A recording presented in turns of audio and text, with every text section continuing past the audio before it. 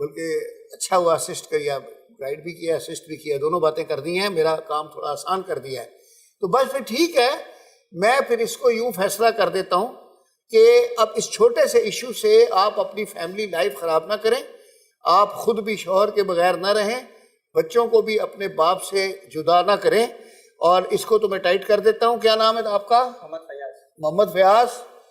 بیگم صاحبہ آپ بھی سن لیں. جی دیکھیں یہ بچے نوکری ووکری نہیں کریں گے، یہ اپنے دماغ سے آئیڈیا نکال دیں.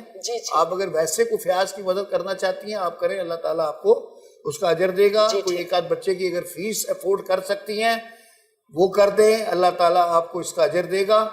اور بلکہ میرا تو دل کہہ رہا ہے کہ میں آپ کو باؤنڈ ہی کر دوں کہ ایک بچے کی فیس آپ دے دیں.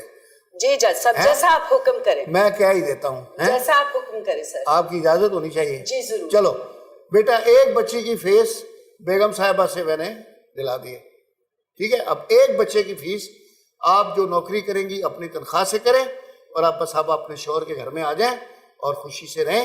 کوئی بچہ نہ اس مکینک کے پاس جائے گا نہ ادھر جائے گا. جس انگلش اسکول میں پڑھانا چاہ رہی ہو پڑھاؤ. ایک فیس بیگم صاحبہ اور ایک فیس آپ، لیکن ٹھیک ہے.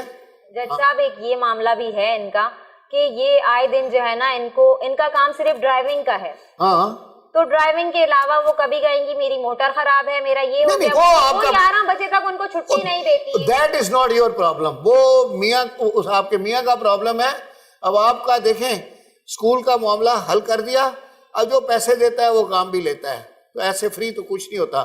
وہ انگریزی میں کہتے ہیں کہ دیر از نو فری لنچ.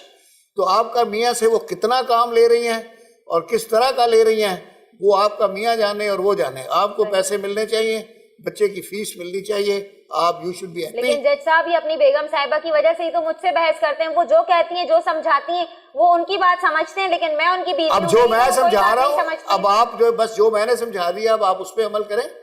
اب آپ میاں کو ڈگڈگی پڑھنی. بس یہی مین وجہ ہے ان کے، یہی مین وجہ ہے ان کی لڑائی تکرار کی وجہ سے جو آپ یہ مسئلہ چل رہا ہے. مشورے کے باوجود، فیصلے کے باوجود ان کی سمجھ میں نہیں، اب سمجھ میں آ گیا. تمہارا ہے فیاض. دیکھیں بیٹا، میں نے فیصلہ کر دیا ہے.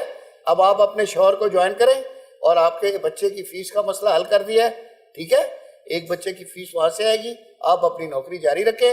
باقی آپ کے میاں کو وہ کتنا رگڑتے ہیں وہ دیٹس ناٹ یور پرابلم. وہ اگر خوشی سے کام کر رہا ہے تو کرے اور کرنے دیں، آپ کو کیا ہے، ٹھیک ہے نا. چلیں عدالت پر خاص